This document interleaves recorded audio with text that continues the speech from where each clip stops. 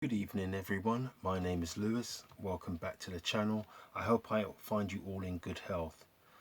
Today has been another sweltering day in London, so I've decided to record into the evening because the daytime has been so oppressive. I shouldn't really complain, it's much better than snowing, but still it's been a little touch, just a little.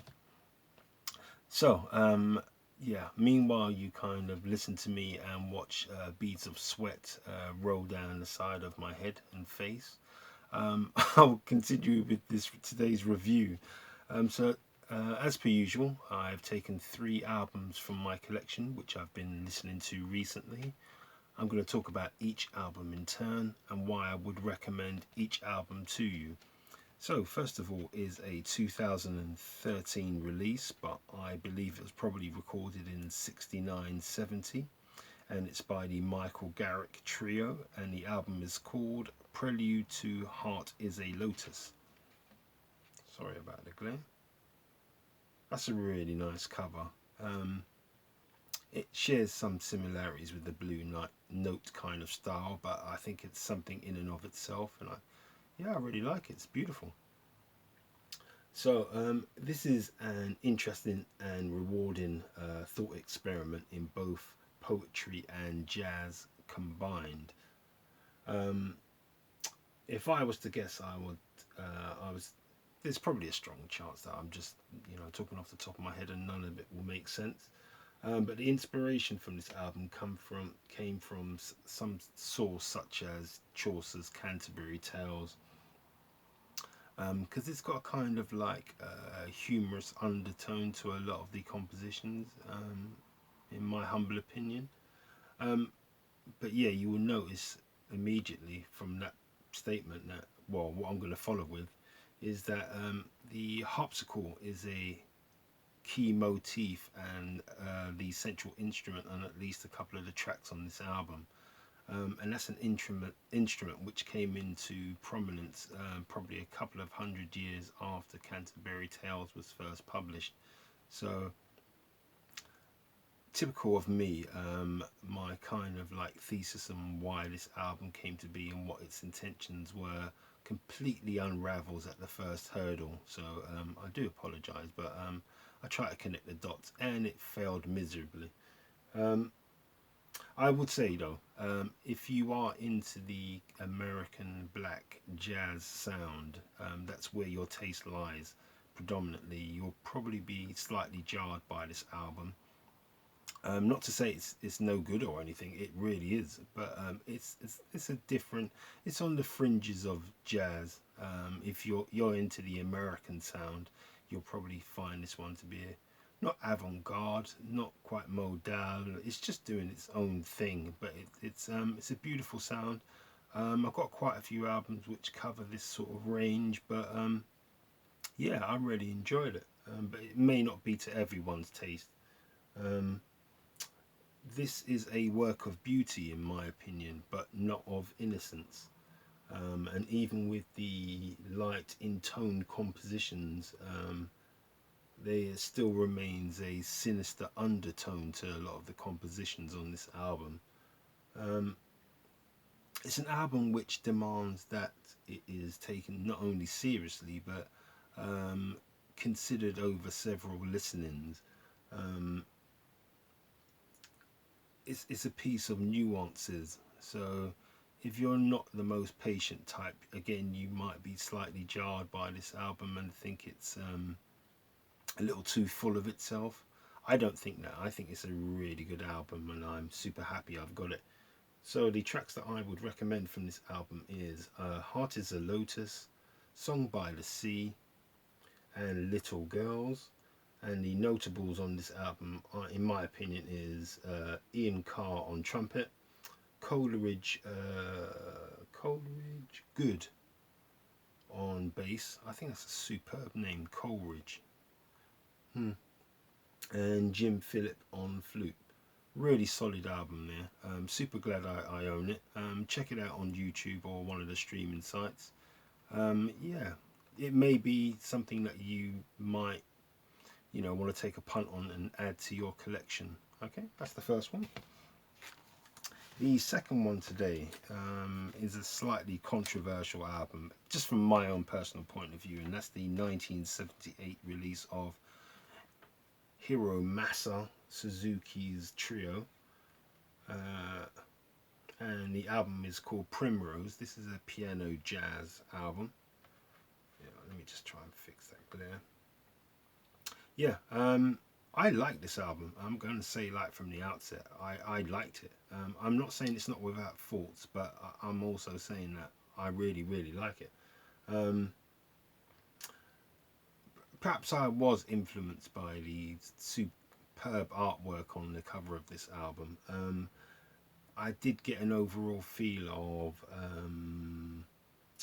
opulence and hedonism when listening to this album.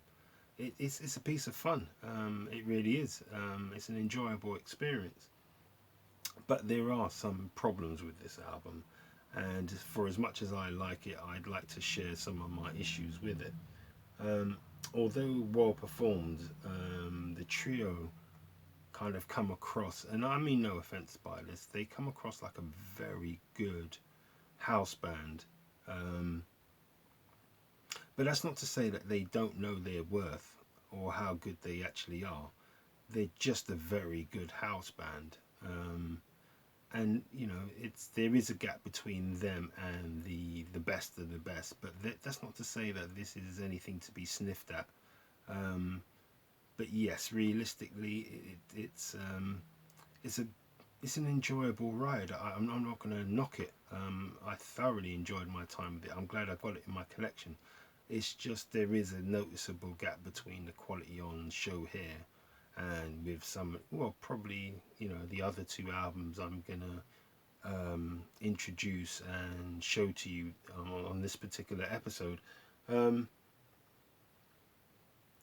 Yes, so yeah, the second thing I'd have an issue with on this album is the actual compositions themselves. Although they're really catchy, I'm not going to deny that. There is something formulaic about it and unimaginative, and that's me being, you know, probably unnecessarily rude, because these guys are talented, and if I could get anywhere close to them in terms of talent, I would have said I would have had a really, really good career.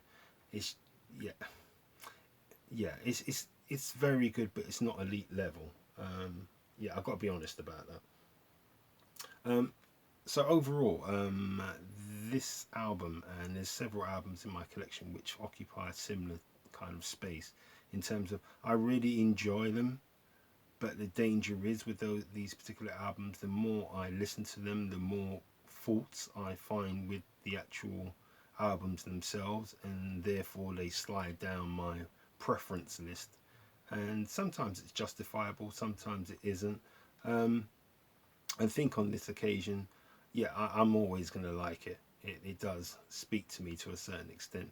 It's not the most sophisticated, but I don't think there's anything wrong with that. And I would recommend it to this particular album to those who like jazz but don't really want to get involved too deeply in it or a bit fearful.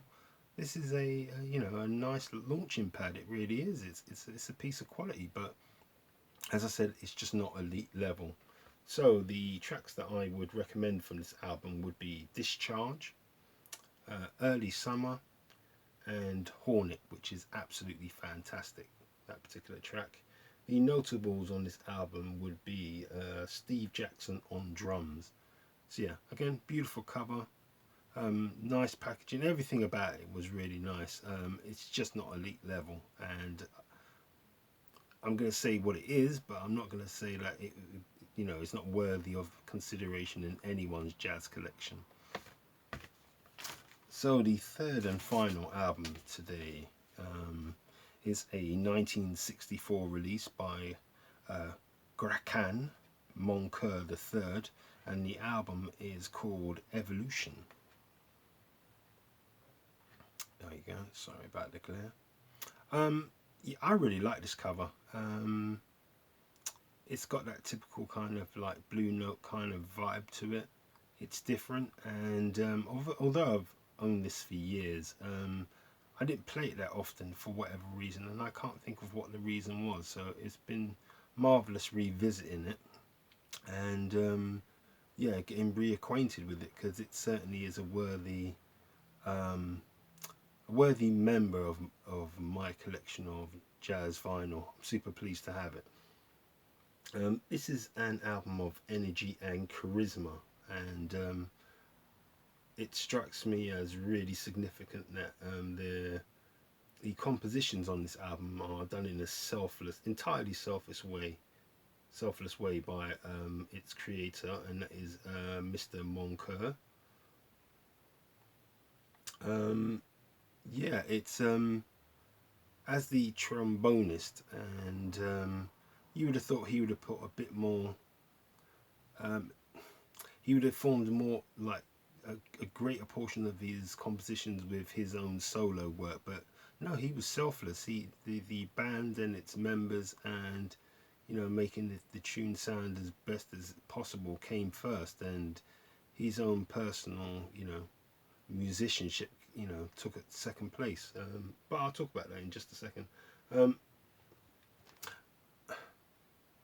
I criticised in part Bobby Humphrey's album Black and Blue as an album which the I found it strange that the artists themselves um, played a passenger role on their own album. I thought that was really strange, and I wanted to hear more of Miss Humphrey's playing style. Um, I'm not sure if I was entirely justified, but that's how I felt. But on this particular album, I'm super glad that Mr. Moncur III um, concentrated on his compositions, got the best musicians possible, got them to play the best they could at this particular time, and what a result. Um, so in complete contrast to Miss Humphreys, I am super glad that he put himself to one side and really just let the other musicians do their thing. Um, Maybe I was right with Miss Humphrey. Maybe I was wrong on both occasions. Maybe I don't know, but that's just how I feel about it. I just think that yeah, it's really well done. This is a crazy lineup of musicians, which you would be hard pressed to replicate or to match or even to surpass. I'm sure you can surpass it, but you're in order to do that, you're bringing up the best of the best of the best. This is a very good lineup. Um, I had heard in many circles, jazz circles, that Mr. Williams as a drummer was absolutely amazing, and like you needed to really like have a listen to his work, what he can do.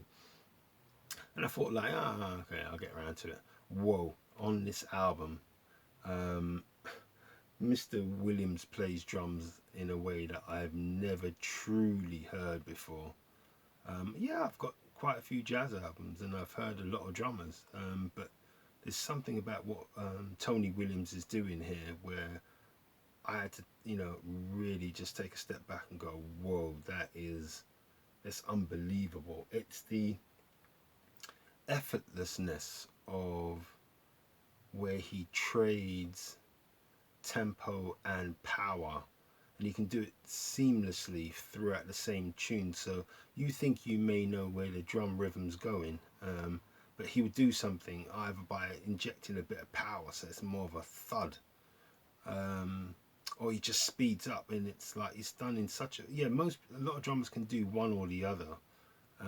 Not a lot can do both within the same track as effortlessly as Mr. Williams, and I think that's the point I'm making. He's really a top level drummer. This is a 4-track album, and it is well constructed, but I didn't find the whole thing thoroughly enjoyable. I think the B side is a far, well, for my taste anyway, certainly more rewarding than side A. Side A, I may have to listen to it a few more times, but I kind of thought to myself, yeah, I can take it or leave it. But side B, yeah, I was all about it. I really did appreciate what was going on. The 2 tracks that I would recommend would be The Coaster and Monk in Wonderland. As I said, both composed by Mr. Grachan Moncur the third.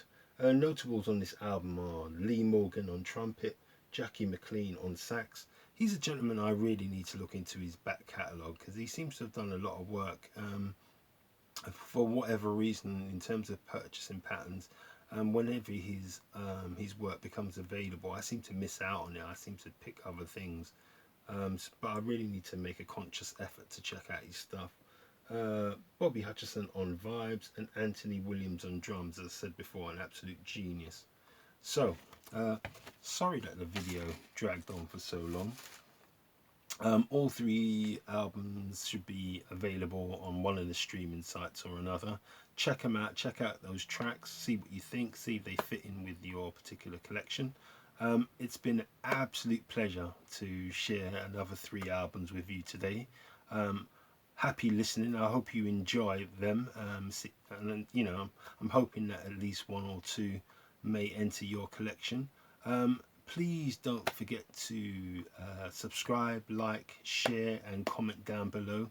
If you do have any suggestions on albums that I should be considering for my collection, I'm more than happy to try and find them, and you know, at least have a listen and discuss what I think about your suggestions. So yeah, as I said, it's been an absolute pleasure. I will see you for the next episode. So in the meanwhile, look after yourselves. All right, take care. Bye bye.